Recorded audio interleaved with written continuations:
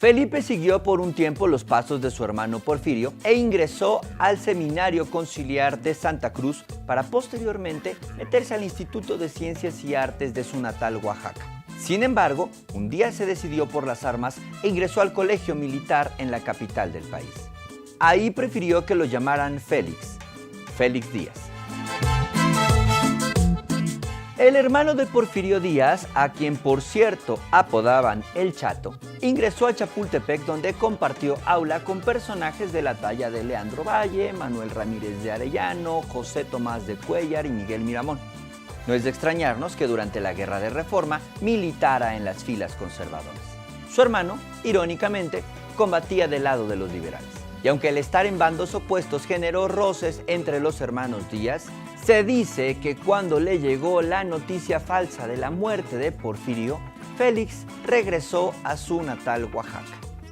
Tras el reencuentro y una larga charla, el Chato decidió cambiarse a las filas liberales. Félix Díaz figura entre los militares que pelearon contra los franceses el 5 de mayo de 1862 y en muchas otras acciones militares durante la Guerra de Intervención.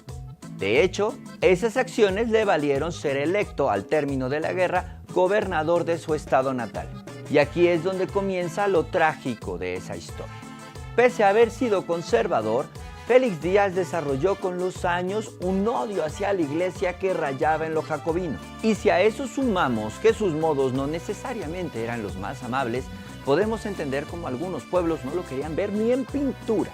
Tal fue el caso de Juchitán, en pleno istmo de Tehuantepec. Un grupo de juchitecos se había sublevado en protesta por los abusos continuos de las tropas del gobierno. Y como el movimiento creció y creció, el mismo Chato Díaz decidió encabezar la campaña militar que aplastara la rebelión. La toma de Juchitán fue muy violenta e incluso terminó con el incendio de muchas casas en el pueblo. Pero el Chato tuvo una ocurrencia que fue su posterior desgracia: entrar a caballo a la iglesia de San Vicente Ferrer. Amarró al santo patrono del pueblo a su caballo y lo arrastró por las calles de Juchitán ante el asombro, la ira y la tristeza de los habitantes del pueblo. Tiempo después regresó al santo en partes en una caja de madera, no sin antes haberse quedado con la cabeza.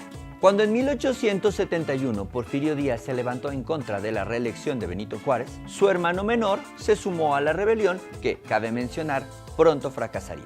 Entonces Porfirio salió del país por el Golfo y Félix intentó hacerlo por el Pacífico. Lo intentó porque no lo logró.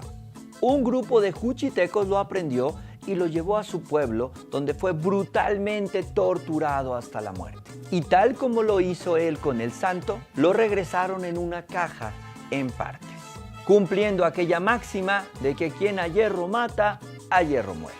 La muerte de Félix Díaz fue terrible, como terrible sería años después la muerte de Gustavo Madero, quien irónicamente sería torturado por las tropas de Félix Díaz, el hijo del Chato, a quien apodaban el sobrino de su tío.